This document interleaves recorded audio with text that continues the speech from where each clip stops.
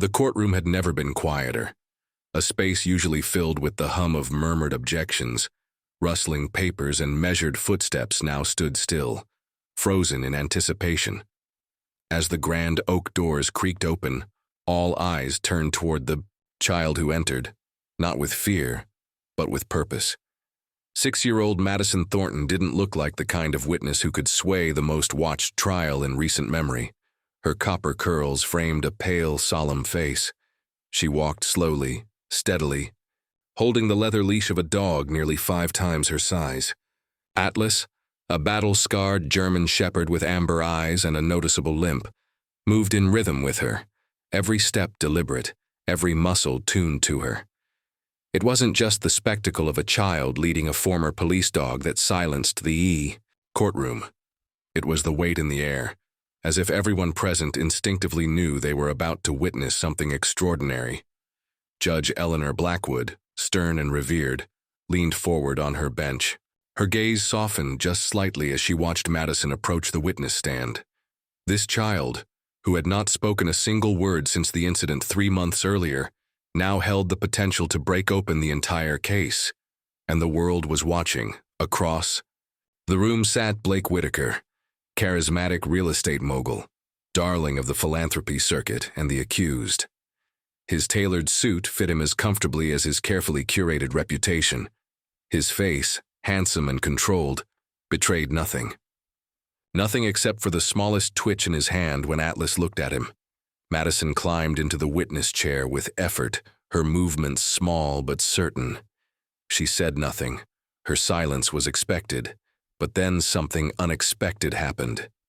With one subtle motion, barely visible to the untrained eye, Madison made a gesture, a quiet movement of her fingers near her side, small and practiced.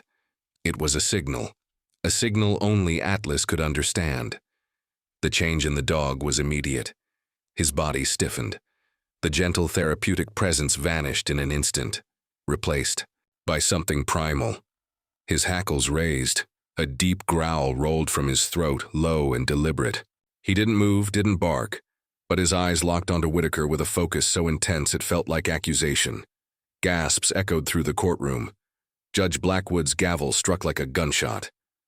This court is in recess. Immediately, people. Zubby murmurs grew. Reporters reached for phones. But in the midst of the chaos, the only sound that truly mattered was still that growl of recognition. In that moment, everything changed. What no psychologist, police officer, or lawyer had been able to extract from Madison, she had just said without words. And Atlas, he remembered.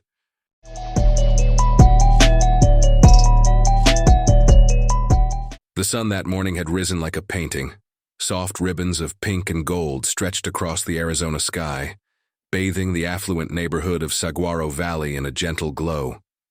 Birds chirped in manicured trees, sprinklers whispered over emerald lawns, and somewhere nearby, the faint hum of a pool cleaner buzzed like a background track to suburban perfection. Carolyn Thornton stood at her kitchen window, cradling a steaming cup of tea. From this view, she could see her daughter, 6-year-old Madison, dancing barefoot in the backyard. The little girl was setting up a tea party beneath the mesquite tree that shaded the only patch of cool earth in the otherwise sun-drenched yard. A worn stuffed unicorn sat at the head of the table, flanked by an assortment of dolls and invisible friends. Maddie's laughter drifted through the open window like music, light and effortless. Carolyn smiled, her heart full in that quiet moment. It wasn't a mansion, far from it. As an elementary school art teacher, she had sacrificed to afford this modest home in an expensive zip code. She chose this neighborhood not for prestige, but for the illusion of safety it promised. 6 foot. Privacy fences, state-of-the-art security systems, and roving patrols funded by the HOA. In Saguaro Valley, nothing bad was supposed to happen. Her phone rang. An unexpected call from Dr. Parker's office, Maddie's new therapist. Insurance paperwork needed clarification. Just 2 minutes, Carolyn thought, glancing again at her daughter. Maddie was safe, fenced in, alone in a backyard that had never held anything more dangerous than a cactus. She turned from the window and answered the call. The conversation stretched to 4 minutes. When Carolyn returned to the window, her stomach dropped. There was a man by the side gate, standing just beyond the property line, leaning casually against the fence. He wore an impeccable suit, his shoes polished, his posture relaxed. His hands moved as he spoke, showing something on his phone to Maddie, who stood at the edge of the yard, clutching her unicorn tightly. Carolyn bolted out the back door. She didn't know what she was feeling exactly, only that her feet were moving before her mind could fully process what was happening. As she stepped into the sunlight, the man noticed her. His expression changed, not dramatically, but just enough. The shift was barely perceptible, a predator recalculating its approach. She would never forget his words. "Your daughter mentioned she loves horses," he said, his voice smooth and warm. "My foundation just launched a program for children, equine therapy. I was leaving my card." Recognition struck. Blake Whitaker, the man whose face adorned billboards across Phoenix, the real estate mogul, the children's charity founder, the keynote speaker at the last education fundraiser she'd attended. A man so publicly devoted to protecting children that questioning his motives felt like accusing Santa Claus of burglary. "Madison, come here," Carolyn said, her voice calm but firm. Her daughter hesitated, glancing between her mother and the nice man with the pretty pictures of horses on his phone. "I have a very special pony that needs a little girl just like you," Whitaker said, crouching slightly to meet Maddie's eye level. "He's at my ranch just a few minutes away. Your mom can bring you. We can feed him together." Carolyn stepped forward, extending her hand to her daughter. "We're not interested," she said tightly. "Madison, inside, now." Just then a voice called out from across the street. "Everything okay over there, Carolyn?" It was Margaret Lawson, the retired teacher who lived 2 doors down. She stood at her mailbox, keys in hand, her presence suddenly vital. Carolyn nodded stiffly, but she saw it, the flicker in Whitaker's eyes, a flash of something dark, there and gone so fast she later questioned whether she'd imagined it. Whitaker straightened, sliding his phone into his blazer pocket. "Of course, just discussing the foundation's work. Another time, perhaps." With a nod, he walked to a gleaming black SUV parked at the curb. He didn't look back. That night, Maddie stopped speaking. There was no warning, no explanation. One moment she was humming as she colored in her sketch pad. The next, she was mute. Not just quiet, absent. Her voice disappeared like rain into the desert floor, absorbed by something unseen, something too deep for tears. Carolyn panicked. Was it a cold? A reaction to something she ate? A sudden developmental phase? The pediatrician called it selective mutism, most likely trauma-induced. But trauma from what? The man hadn't touched her, hadn't even stepped onto their property. He'd shown her a picture of a horse. That was all. Still, Carolyn filed a police report. The reaction was polite, but dismissive. Blake Whitaker, attempting to abduct a child in broad daylight? The same Blake Whitaker who donated millions to children's hospitals and was awarded Protector of Children by the state Senate? "We'll note your concern," the officer said gently, "but we'll need something more concrete than maternal instinct." 2 weeks of tests and specialists followed. Neurologists, psychologists, occupational therapists. All were baffled. Maddie wouldn't speak, wouldn't make eye contact, wouldn't respond to sound or touch unless it was from Carolyn, until someone mentioned the Desert Healing Center. "They have a dog," Carolyn's friend had said. "He's different. Something about him reaches kids when nothing else does." Carolyn didn't believe it, until she saw him, a large German shepherd with a scar along his flank and eyes that seemed to hold centuries of pain and wisdom. His name was Atlas.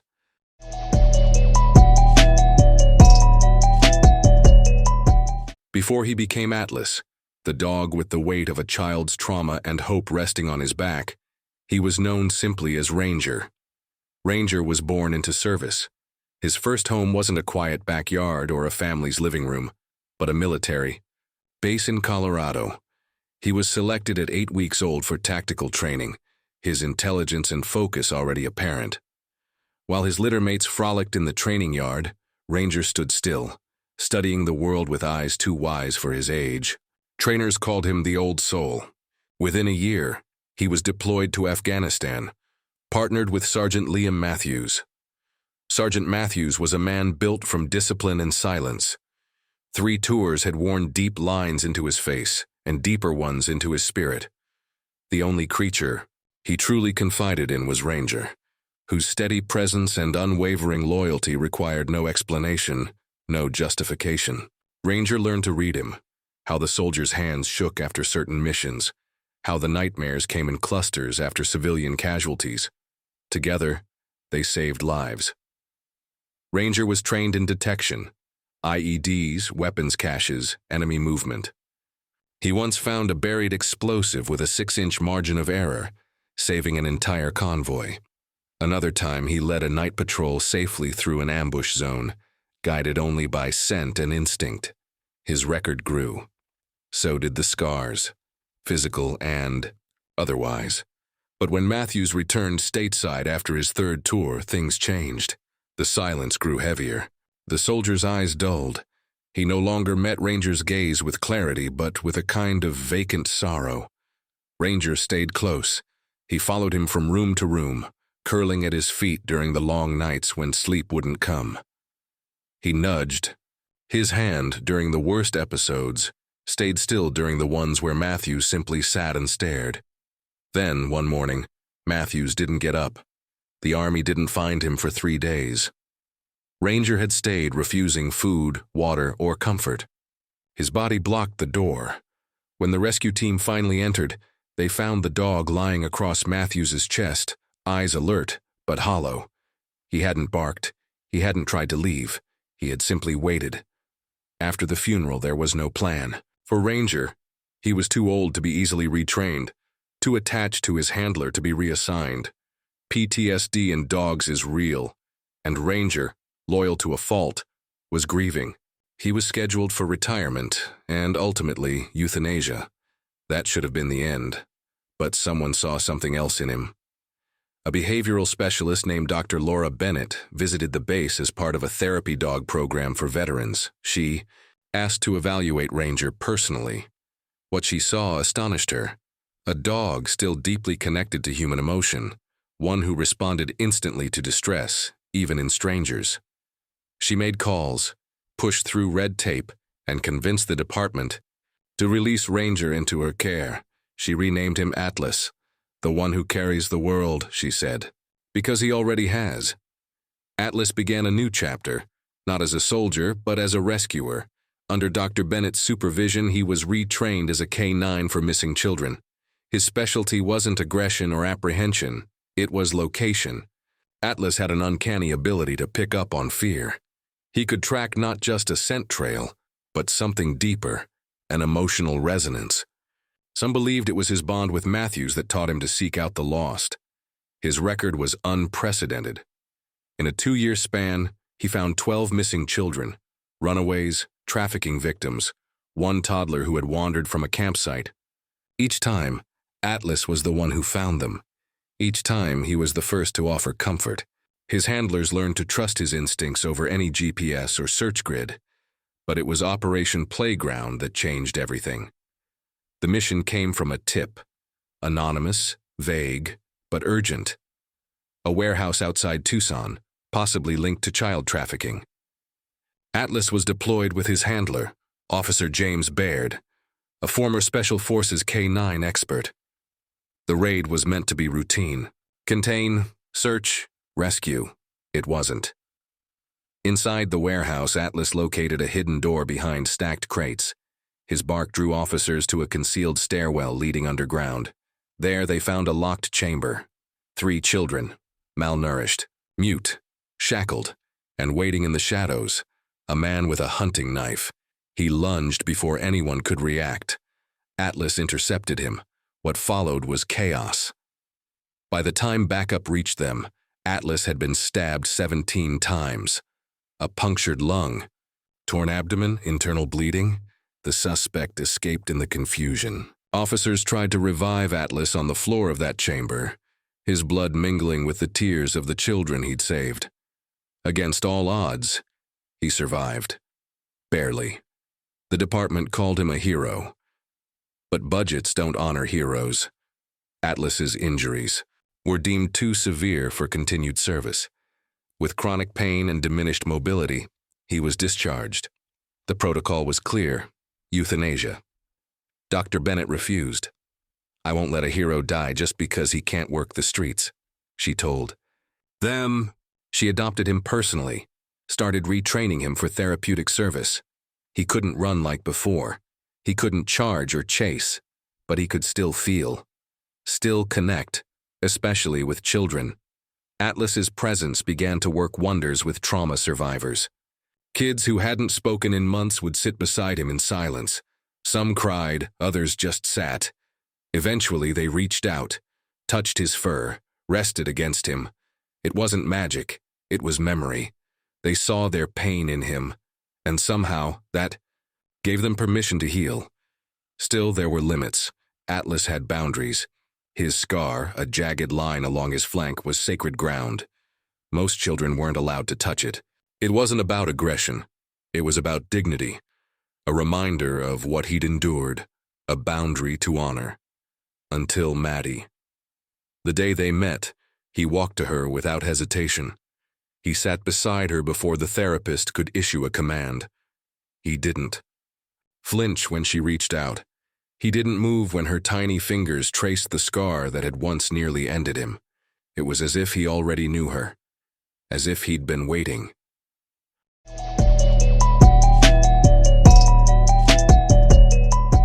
The first time Maddie met Atlas, the sun poured through the tall windows of the Desert Healing Center like golden silk.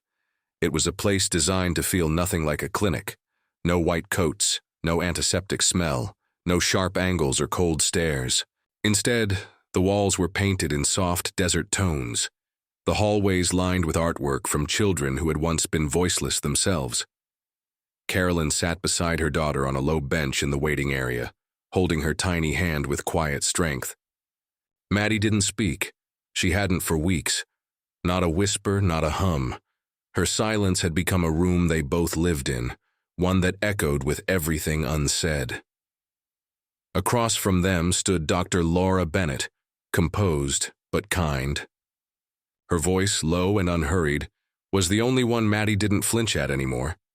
"I think it's time," Dr. Bennett said gently, nodding toward the therapy room just down the hall.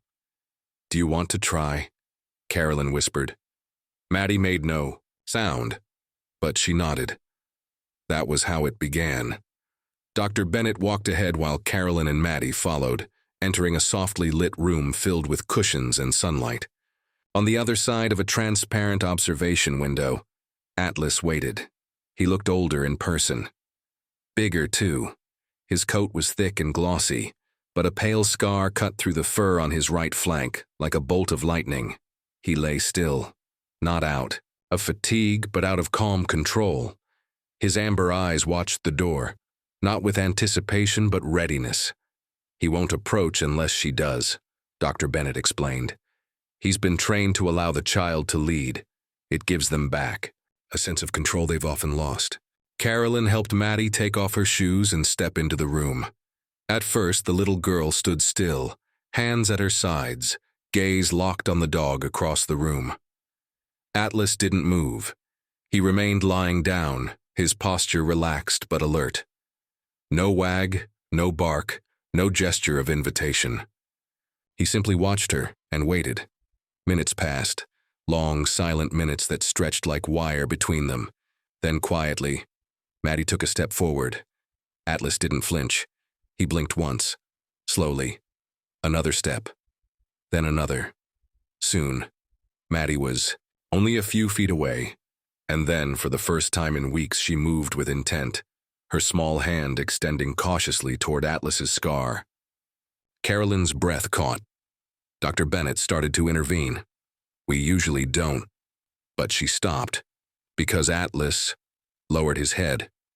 Not just lowered it, offered it, as if to say, "Go ahead, it's okay." Maddie's fingers touched the scar, no tension, no recoil.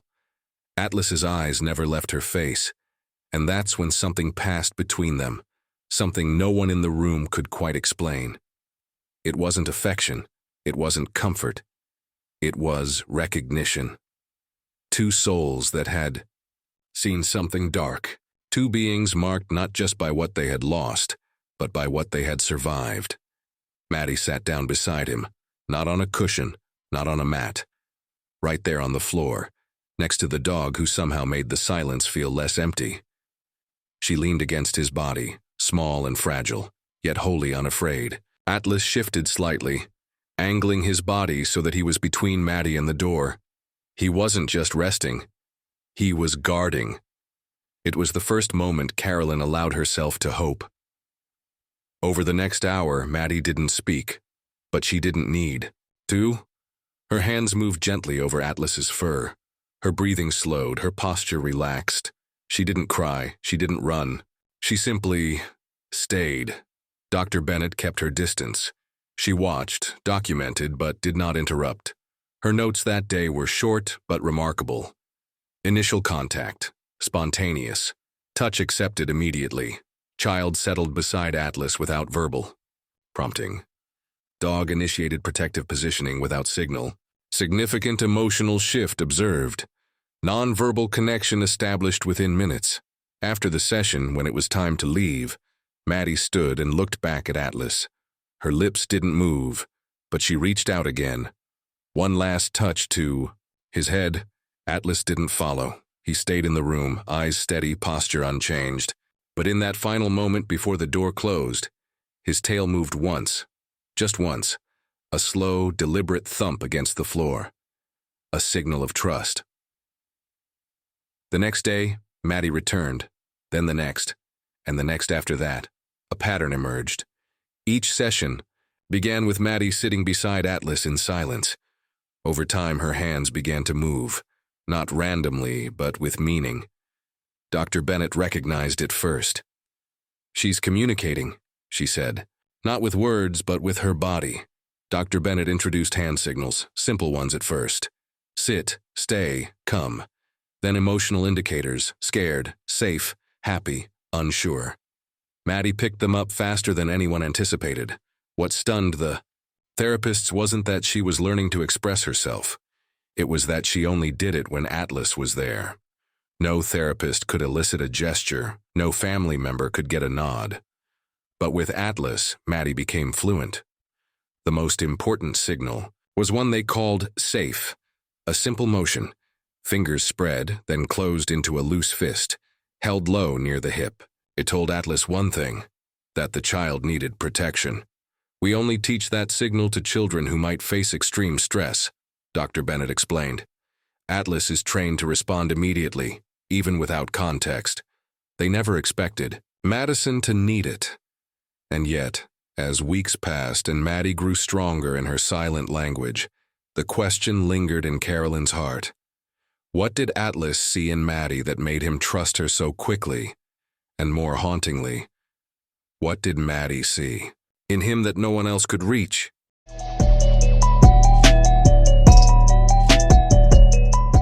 It began with simple gestures. At first, they were just functional. Hand signals developed by Dr. Bennett to give children like Madison a way to communicate through their silence. Commands like sit, stay, or come gave Maddie a sense of control over the world, over her fear, over something. But what no one expected was how quickly Maddie turned these into something deeper. Soon, she was using the signals not just to direct Atlas, but to express herself, her emotions, her boundaries, her comfort levels. Dr. Bennett noticed the pattern during a particularly quiet session. "She's not just giving commands," she told Carolyn after observing through the glass. "She's talking to him." Maddie had created her own emotional lexicon, built entirely on hand movements. She didn't nod or shake her head when asked a question. She signaled to Atlas, who in turn would respond. If she felt happy, she'd tap twice on the floor with her fingers. When uncertain, she'd fold her hands in her lap and wait. The more stressed she became, the closer her hand would move to the safe signal. That signal, a quiet motion with her hand, fingers splaying open and curling into a loose fist, became their compass. It was the gesture Atlas took most seriously. Upon receiving it, his demeanor would change completely. The shift wasn't aggressive, but it was unmistakable. He would rise from a resting position, place himself between Maddie and the source of discomfort, and remain still, calm, watchful, alert. Never barking, never growling, just present, like a wall. Dr. Bennett was impressed, but also cautious. "We never encourage children to use that signal lightly," she said. "For Atlas, it's not a trick. It's a call to protect. He reads, it is urgent." Maddie, for her part, never abused it. In fact, she used it sparingly, only when strangers entered the room or when loud sounds startled her. Most of the time, her hand hovered just near the motion, like it was enough to know she could call him if needed. It was in that space, between silence and gesture, that something extraordinary grew. The therapy sessions evolved. Where other children took months to reach emotional openness, Maddie began expressing more each week. When she felt safe, she would sit with her back against Atlas's side. When unsure, she would position herself closer to his head. Dr. Bennett even created a chart to document the spatial language Maddie was inventing. The distance, direction, and angle of her body all spoke volumes. "This is beyond therapy," Bennett told Carolyn one afternoon. "It's partnership." But there was still one thing missing: her voice. Carolyn didn't push. Neither did the doctors. They understood trauma like Maddie's couldn't be rushed.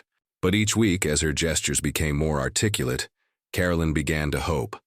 One session, Dr. Bennett tried something new.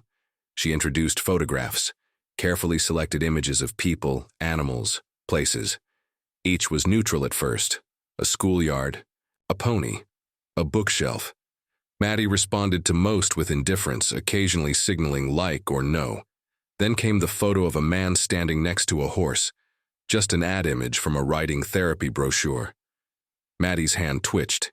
She didn't use the safe signal, but she did something else, something new.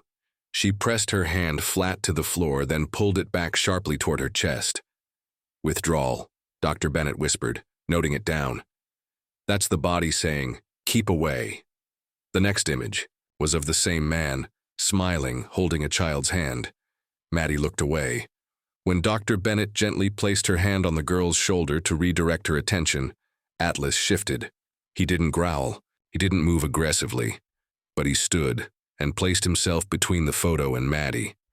Dr. Bennett's breath caught. "Did you train him to do that?" Carolyn asked from behind the observation glass. "No," Bennett murmured. "That's instinct." It was the first time she began to consider a possibility she had long dismissed as projection, that Atlas didn't just respond to Maddie, he understood her. As weeks turned into months, Dr. Bennett began preparing Maddie for the possibility of helping in the investigation, not in the traditional sense. There would be no testimony, no interviews under harsh lighting. But perhaps, just maybe, with Atlas by her side, Maddie could identify the man who had taken her voice. Detective Reynolds was the first to suggest the idea out loud. "We've had another incident," he told Carolyn one late afternoon. "Similar approach. Man offered a pony ride, charismatic, professional appearance. The child got into the car." Carolyn's stomach twisted. "Was it?" "We don't know. But the description, it's familiar, and Maddie might be the only person who can confirm if it was the same man." "She's still not talking," Carolyn said. "I'm not asking her to speak," Reynolds replied. "But if she could point or signal anything, with Atlas in the room she might feel safe enough."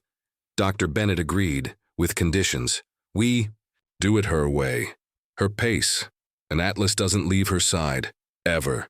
So they prepared. The lineup was built carefully. 7 photos of similar-looking men, Whitaker's among them. The room was quiet. Atlas lay by Maddie's feet. Her hand rested in his fur. "Do you see the man who talked to you about horses that day?" Reynolds asked softly. For several seconds, Maddie didn't move. Then she pointed. "Whitaker." At the same moment, her other hand made the safe signal. Quick, sharp, deliberate. Atlas's body stiffened. The change was instant. His gaze locked on the photograph.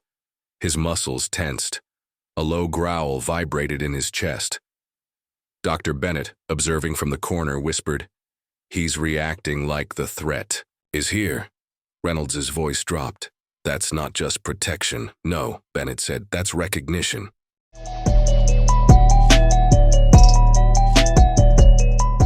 The morning of the hearing, the courthouse steps were a battlefield of flashing cameras and whispered speculation. Reporters from across the country jostled for position, their microphones pointed at a building whose stone facade had never borne such scrutiny. Inside, the courtroom buzzed with nervous tension. The state of Arizona versus Blake Whitaker had drawn eyes not just because of the accusations, but because of the man himself, his wealth, his influence, and the aura of trust he had so carefully constructed, and because of the girl. 6-year-old Madison Thornton sat just outside the chamber in a small waiting room, her hand nestled in Atlas's thick fur.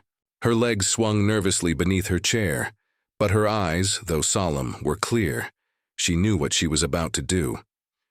In the adjacent room, Prosecutor Victoria Hayes reviewed final notes with Dr. Bennett and Detective Reynolds. "We'll keep it simple," she said. "She identifies him, she signals. That's it, we won't push." "She's ready," Dr. Bennett said quietly. "But you must let her lead. If she hesitates, don't fill the silence. Trust her pace." Hayes nodded, but her eyes flicked to the door. The weight of what was about to happen pressed heavily on her shoulders. Minutes later, the courtroom doors opened. All noise ceased. Every gaze turned as Madison entered, her small frame dwarfed by the German shepherd walking beside her. Atlas moved with dignified calm, his eyes scanning the room with the caution of a soldier returning to a battlefield. They reached the witness stand. Judge Eleanor Blackwood, presiding over the case, gave a brief nod of acknowledgement. "Madison Thornton will testify using nonverbal communication, accompanied by her certified therapy dog, Atlas," Hayes announced. "Psychological assessments confirming the necessity of this arrangement have been submitted." The defense objected immediately. "Your Honor," said Michael Chambers, Whitaker's attorney, his voice polished and restrained. "This is a retired police K-9 with a history of aggressive service. His presence unfairly biases the jury against my client." Judge Blackwood looked over her glasses. "Atlas is no longer a law enforcement animal. He is certified as a therapy dog and medically cleared for courtroom presence. Your objection is noted and overruled." Chambers's jaw tightened, but he sat. Madison climbed onto the witness chair, her feet not quite reaching the floor. Atlas settled at her side, his body angled protectively toward her. Hayes approached slowly. "Hello, Madison. Thank you for being here today. You remember me, don't you?" Maddie gave a small nod. "I'm going to ask you some questions. You don't have to speak. You can use your signals, okay?" Another nod. Her hand dropped to rest gently on Atlas's head. "Madison, do you see the man who came to your backyard and talked to you about horses in this courtroom today?" The silence that followed was profound. Maddie's gaze drifted slowly across the room. Her eyes paused on the man sitting at the defense table, Blake Whitaker, impeccably dressed, composed, and outwardly concerned. But to those watching closely, something had shifted. A stiffness in his posture, a tightening of his mouth. Maddie pointed. "Let the record show. The witness has identified the defendant," Hayes stated. "Madison, did this man ask you to go somewhere with him?" Maddie nodded. "Did he mention horses?" Maddie formed a small gesture with her fingers, two raised slightly, bent like hooves. A murmur passed through the gallery. Hayes softened her tone. "Did it make you feel afraid?" Maddie hesitated. Her hand moved, not toward Atlas, but toward her chest. An uncertain gesture. Not quite yes, not quite no. Hayes understood. "Did you feel scared later?" Maddie nodded firmly. "Can you tell us why?" And then, she didn't move. She didn't point, she didn't nod. But her right hand shifted, fingers spreading open, then curling gently into a loose fist by her side. It was the safe signal. Atlas's reaction was immediate. He rose not abruptly, but with alert precision. His body stiffened, his ears pricked. His eyes, once gentle, now locked onto Whitaker with unnerving intensity. A low, unmistakable growl rumbled from his chest. The room froze.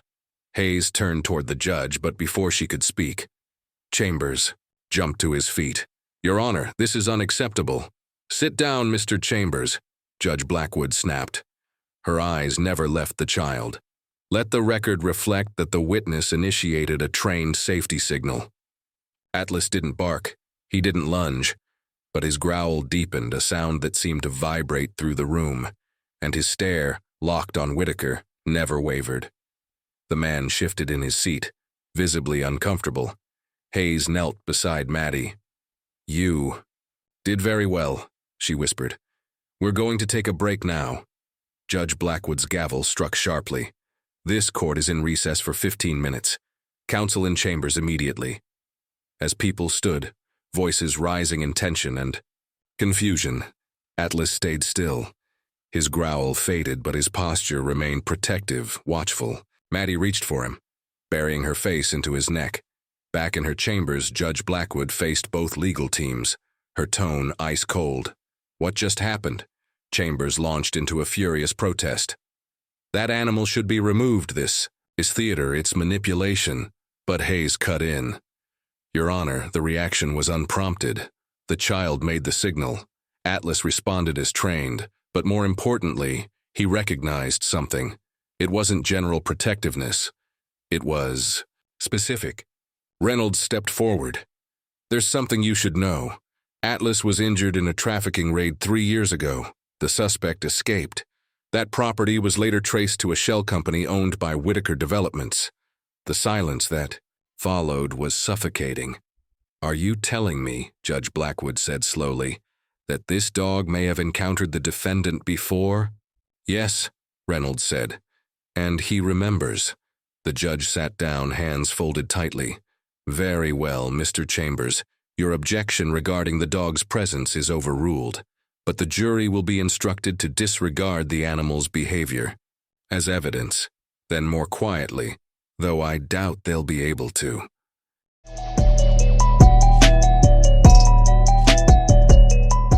The courtroom's murmur hadn't fully died down before Detective Mason Reynolds slipped out a side door, urgency tightening his stride. He didn't need anyone to tell him what Atlas's reaction meant. He knew it. The growl wasn't protective. Instinct. It was memory. Back at the precinct, Reynolds sat alone in his dimly lit office. The air smelled faintly of burnt coffee and paperwork too long untouched. Spread across his desk were documents from a case that had haunted him for years. A failed raid, a near-fatal injury, and a suspect who disappeared without a trace. Operation Playground. 3 years ago, an anonymous tip had led law enforcement to a nondescript warehouse outside Tucson.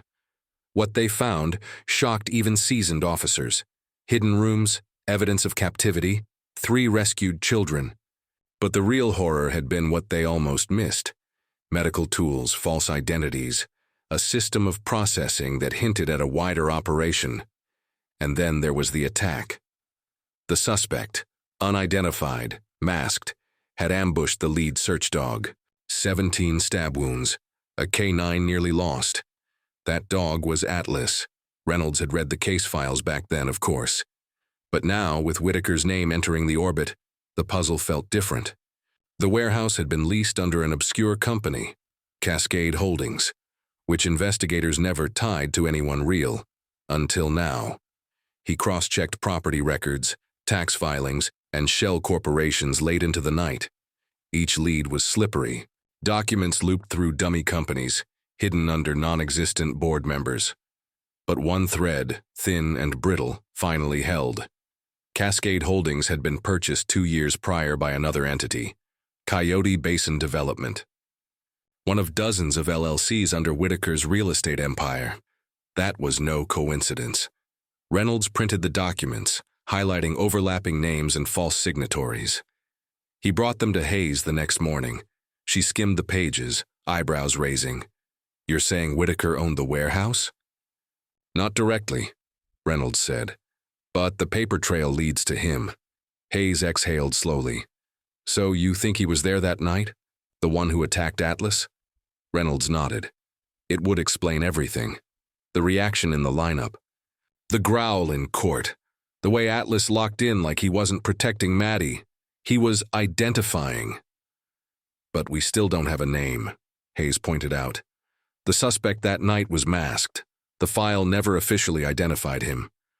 Maybe not, Reynolds replied. But we've got more than we did 3 years ago. They began re-examining the case in earnest. Reynolds returned to the crime scene photos. Among them, an overlooked set, partial boot prints near the hidden door, size 12, Italian leather, unusual heel wear.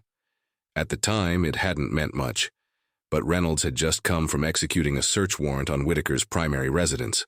The closet inventory included a pair of Italian leather boots, size 12, still in pristine condition, still bearing that same distinctive wear. He had them sent to the lab that day. Meanwhile, a new lead emerged from an unexpected source, Atlas's handler during the Operation Playground raid, James Baird, now retired.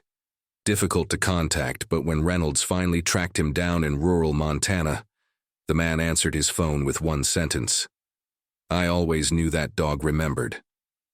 Baird recounted the raid in grim detail.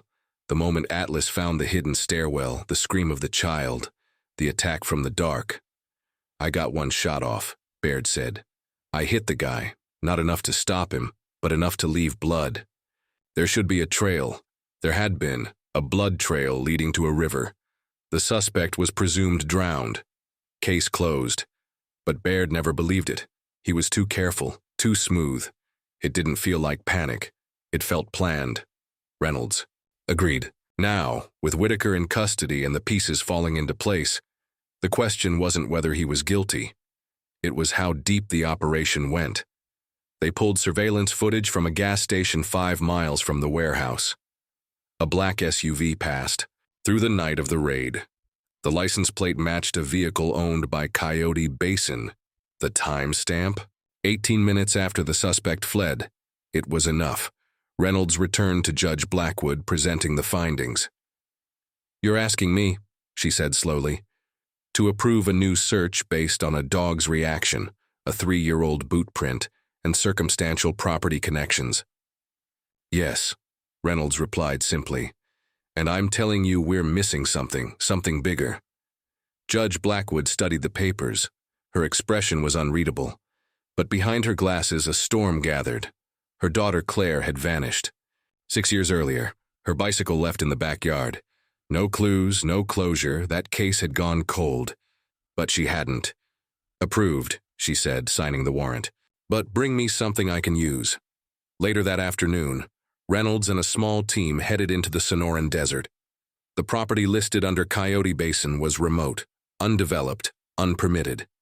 Not a single construction blueprint filed. But someone had maintained it. A dirt path led them to a small, dilapidated cabin. From the outside, it looked like a forgotten hunting lodge, but Atlas, brought along under special request, immediately stiffened. He smells something, Dr. Bennett whispered. Inside, the floor creaked underfoot, furniture sparse, cabinets empty. But Atlas ignored it all. He went straight to the center of the room, pawed at a faded rug, then backed away. Reynolds lifted the rug. Beneath it, newer wood, a trap door. The hinges groaned. A steep stairwell disappeared into darkness, and the air that rose from it, cold, stale, human. They descended, flashlights, flickering. What they found confirmed everything: cells, chains, mattresses on concrete, medical instruments, and in the far corner, huddled in the dark, a child, blonde, silent, alive. Police. Reynolds said gently, "You're safe." She looked up slowly, her face pale and streaked with dirt.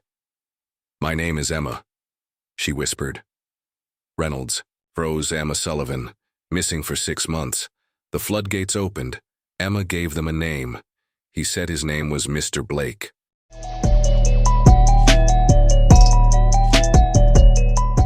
The courtroom was quieter than it had ever been.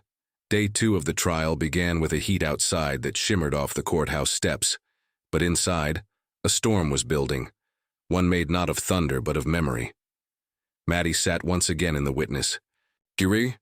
She was still, composed, her hand resting on Atlas's head. Across the room, Blake Whitaker wore the same perfectly fitted suit, but the polish on his image had begun to dull. A shadow lingered around his eyes. He no longer looked untouchable. He looked watched. Prosecutor Hayes approached the bench. Your Honor, she began, with the court's permission, we would like to conduct a demonstration, not for spectacle, but to present a communication pattern vital to this child's testimony. Judge Blackwood looked over her glasses. With the therapy dog? Yes, it's not a trick.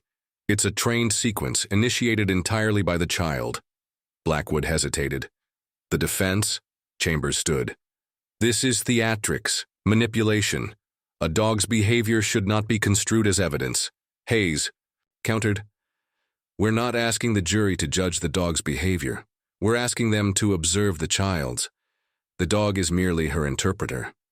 After a long pause, Blackwood nodded. Proceed, but keep it focused. Hayes turned to Maddie kneeling beside her. Madison, I know this is hard, but remember, just like we practiced, okay? I'm going to say the words, and you do what feels right. Only if you want to. Maddie's eyes met hers for a brief moment. She nodded. Then Hayes said the words, Show me where it hurts. A phrase they had rehearsed gently over weeks. A prompt. A door. Maddie turned to Atlas. Her hand hovered, then slowly moved in a precise signal. Atlas shifted. He stood quietly, then turned his body to present his right side, his flank. He paused. Then with careful, deliberate motion, he lay down and rolled onto his back, exposing the scar that nearly ended him. The one Maddie had touched on their first meeting, the one he never allowed anyone else to approach. A hush fell. Gasps rose from the gallery. Whitaker's hand gripped the table. Hayes's voice was calm but powerful. Ladies and gentlemen, you are not just seeing a gesture. You are witnessing trauma recognition. This is the only time Atlas shows that wound, when instructed by Maddie through their shared code. She is showing you, through him, where he was hurt, and where she saw it happen. Maddie's face remained focused. Then something no one expected happened. Her lips parted, and for the first time in 2.5 months, she spoke, barely a whisper, but clear. Bad man. You hurt Atlas. The courtroom froze. It wasn't loud, it wasn't dramatic, but it was everything. Hayes's eyes welled. Judge Blackwood leaned forward, stunned. Chambers tried to stand, but his knees buckled slightly. And Whitaker, stoic, carefully neutral Whitaker, recoiled. Just a flicker. Just enough. Hayes turned toward the jury. That child has not spoken since the day of the incident.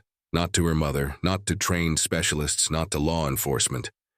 But today, when asked to describe pain, she used her voice for the first time, and she used it for the dog who carries her truth. The impact was nuclear. The court adjourned for recess, but the trial had shifted irreversibly. In the hallway, reporters scrambled. The footage, Maddie's whisper, Atlas's slow reveal, was already being called the most emotionally powerful moment in courtroom history, but the real story was still unfolding. That afternoon, a call came in from the forensic team. The boots found in Whitaker's closet, same pattern as the prints from the Operation Playground scene. Microscopic traces of dried blood matched to Emma Sullivan, the girl recovered from the underground cabin just days earlier. Then another piece dropped. A veterinary surgeon, brought in for a medical exam of Atlas, noticed something odd near the scar site. A bump, slight swelling, an embedded foreign object. The surgery was approved on emergency basis. What they found was stunning. A micro-recording device embedded just under the skin, perhaps from the attack during the original raid. The casing had cracked, the battery long dead, but the internal memory, intact. What played on the recovered files wasn't crystal clear, but the voice was unmistakable.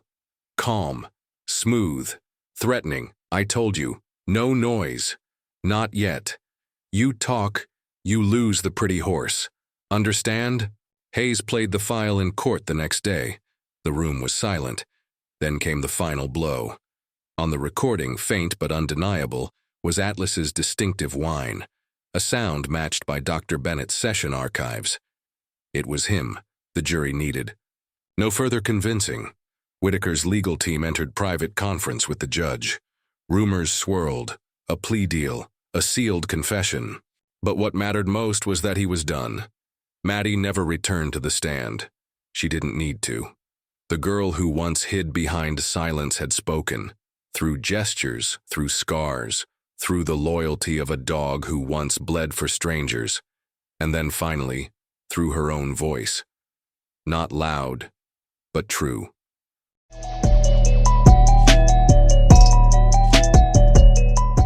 The days following Maddie's testimony were a blur of headlines and hushed awe. The video clip of her whisper, "Bad man, you hurt Atlas," had traveled faster than any official statement. People weren't just watching a trial anymore. They were witnessing something ancient. A wounded child reclaiming power, not with revenge, but with truth. But even as justice advanced in the courtroom, Atlas's body told another story. That night, after returning from court, he collapsed. It wasn't dramatic. No cry, no whimper. Just a subtle sway as he rose from Maddie's side and then a slow, unnerving drop to the floor. Dr. Bennett was by his side in seconds. "His breathing's shallow," she said urgently. Pale gums, unsteady heartbeat. Something's wrong. They rushed him to the emergency veterinary hospital. Maddie rode in the back seat, gripping his paw the entire way. She didn't cry. She didn't speak, but her lips moved silently. Again and again, like she was reciting a prayer that had no words. The vet team was ready. Scans were ordered immediately. Dr. Marcus Harlan, lead surgeon, studied the images with a furrowed brow. "There's something here," he said, pointing to a mass near Atlas's right flank, the same place where he had been stabbed 3 years ago during the raid. "It's not just scar tissue, it's embedded, possibly metallic." Carolyn, who had accompanied Maddie, leaned forward. "Could it be from the attack?" Harlan nodded. "Possible. It may have shifted over time, causing irritation, inflammation, maybe even internal bleeding." They prepped for emergency surgery. Maddie refused to leave. She sat in the waiting area for 5 straight hours. Not once did she ask for food. Not once did she look away from the door. Atlas had never left her. She would not leave him. Finally, Dr. Harlan emerged. He looked shaken. "You found it?" Dr. Bennett asked. He nodded slowly. "Not just found it, we recovered it intact." He held up a sealed case. Inside was a small, thin device, a micro-implant, smaller than a paperclip, tucked deep within muscle tissue. "At first we thought it was a fragment of a blade," Harlan explained. "But it's not, it's tech, a recorder." Bennett's eyes widened. "Audio?" "Audio. Possibly GPS, too. We'll need specialists to analyze." The hospital released Atlas the next morning. His steps were slow, his body stitched and sore, but his eyes, their fierce, watchful gleam, were undimmed. Maddie greeted him with a quiet smile and placed her hand gently on the bandage. Then, for the second time ever, she spoke. "You kept it safe." Within 24 hours, tech analysts at the I. State Forensics Lab confirmed the contents of the device. Audio files, dozens of them. Timestamps that aligned with the Operation Playground raid. But also, crucially, with dates after that night. The recording continued for at least 3 weeks after Atlas's injury. The implication was staggering. It meant the device wasn't lodged during the attack. It had been intentionally implanted. Hayes sat at her office table, listening to the processed clips, muffled voices, car doors, background noise, then, "Keep the dog, I want to know what he remembers." The voice was Whitaker's, distinct, confident. Hayes froze. He knew the dog had survived. He knew the dog remembered. He didn't just attack Atlas. He tried to use him. Other clips followed. Phone calls between Whitaker and a man identified only as Dr. P. Discussions of testing memory retention in K-9 units. Conversations about emotional pattern surveillance. It sounded like sci-fi. It was real. Dr. Parker, the same child psychologist who once treated Maddie and later vouched for Whitaker's commitment to children's mental health. His name appeared on purchase orders for animal implant prototypes. An arrest warrant was issued that afternoon. Parker was apprehended trying to board a flight to Dubai. His laptop contained encrypted files, footage of children from the warehouse, surveillance logs, and a chilling document titled Predictive Attachment. Theory: conditioning trauma response through animal bonding. It wasn't about therapy. It was about control. They had used children like Maddie, used dogs like Atlas, tested thresholds of silence, monitored responses to pain, pushed the line between treatment and manipulation. The news hit like an avalanche. Overnight, Whitaker's entire empire collapsed. His board of directors resigned en masse. Charitable foundations dissolved. Civil suits poured in from families previously silenced by NDAs and hush money. But none of it mattered more than one fact. The dog had carried the truth. Inside, his very body, a memory buried in scar tissue, wrapped in pain and carried across years, until a child found the courage to ask, "Show me where it hurts."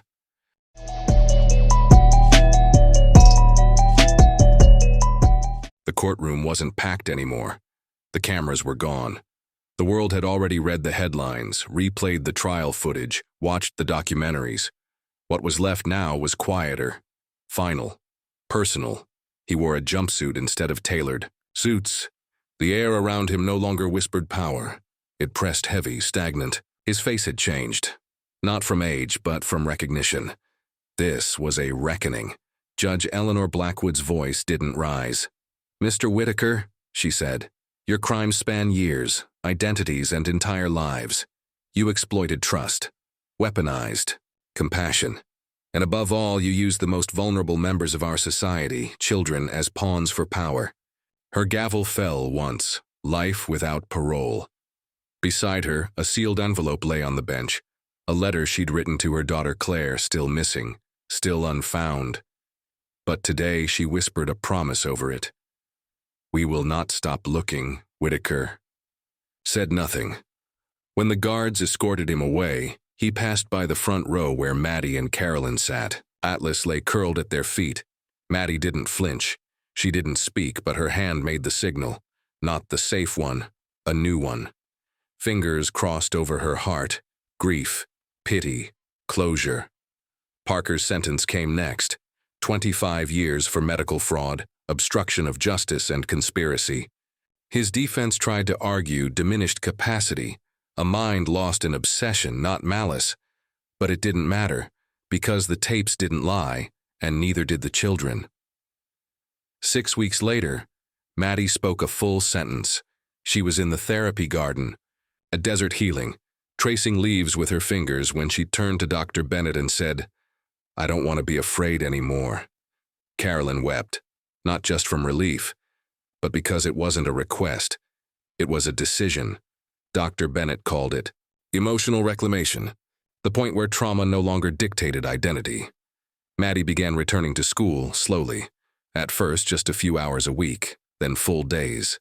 Children, unsure how to approach her, eventually followed her lead, drawn not by pity, but by curiosity. And by Atlas, who now waited with her at drop-off and pick-up like a knight at the school gates. He had become more than a dog. He was a protector, a witness, a survivor, and now, a symbol. The governor of Arizona formally awarded Atlas the state's Medal of Honor for Civilian Service. It was the first time the medal had ever been given to an animal. The ceremony was quiet, tasteful. Atlas didn't wear the medal. He didn't like weight around his neck anymore. Instead, it was framed and placed in the Desert Healing Center's lobby beside a simple plaque. He remembered what no one else could. He protected what no one else would. And he spoke what no one else dared. The case changed laws. A new bill passed unanimously in the state legislature, the Maddie and Atlas Act, mandating specialized trauma-sensitive protocols for child witnesses, expanded funding for therapy animal programs, and a new forensic archive for digital implants found in animal-assisted cases. But perhaps the greatest shift was harder to measure. In the year following the trial, child advocacy centers across the country reported an unprecedented rise in disclosures, from children who had seen Maddie on TV, or Atlas in school presentations, or simply heard that there was now a dog who helps kids remember without words. The shift wasn't just legal, it was cultural. The story had cracked something open, an awareness, a gentleness, a readiness to listen differently. As for Atlas, he aged. His walks slowed, his naps lengthened. But his eyes, those ancient, amber eyes, lost none of their fire. One morning, Dr. Bennett found him sitting outside the center's therapy room before sunrise, not waiting for a child, just present. She sat beside him, resting her hand on his scar. "Not done yet, huh?" she whispered. He didn't move. But when Maddie arrived later that morning, he rose, painfully, deliberately, and followed her inside. Their final session together wasn't filled with talk, just presence, quiet games, gentle pressure, one last laying of her head against his side. When the session ended, Maddie looked up. "I want to be like him," she said softly. Carolyn smiled. "You already are." On the day Atlas passed, Maddie asked to be alone with him. She lay beside him on a sunlit blanket in the therapy garden, his body wrapped in warmth and lavender oil. Her hand rested on his chest as it rose and fell, each breath slower than the last. Then just before the end, she made the signal. Safe. And he, with what little strength remained, thumped his tail, once, acknowledgement, agreement, goodbye, the vet. Confirmed it hours later. Peaceful, no pain. But Maddie already knew, because some things don't need to be spoken to be understood.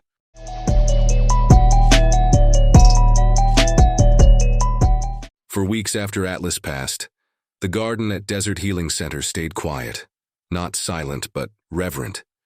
Children who used to whisper to him beneath the shade of the mesquite tree now left drawings at the foot of his favorite bench, crayon sketches of a dog with a golden heart, words like "thank you," "safe now," and sometimes just a paw print traced by small, trembling fingers.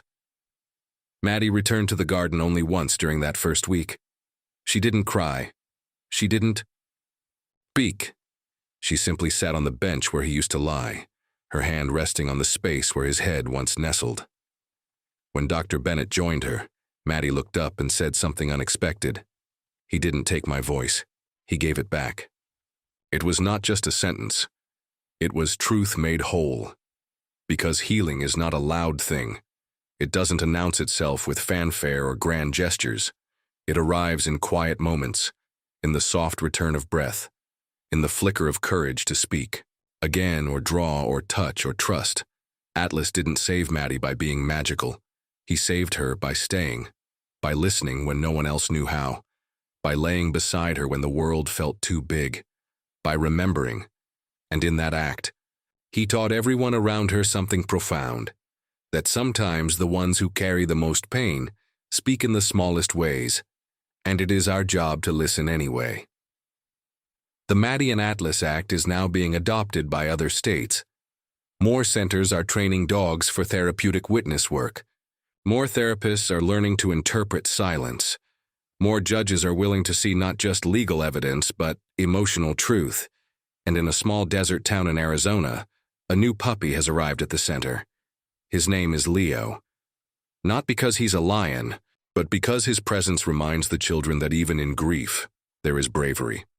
Maddie meets him weekly now. She is no longer a patient. She is a mentor. Sometimes she reads aloud to Leo, softly, so he gets used to the cadence of kindness. Other times she helps new children learn the signals, the secret language passed down from Atlas, hand to paw to heart.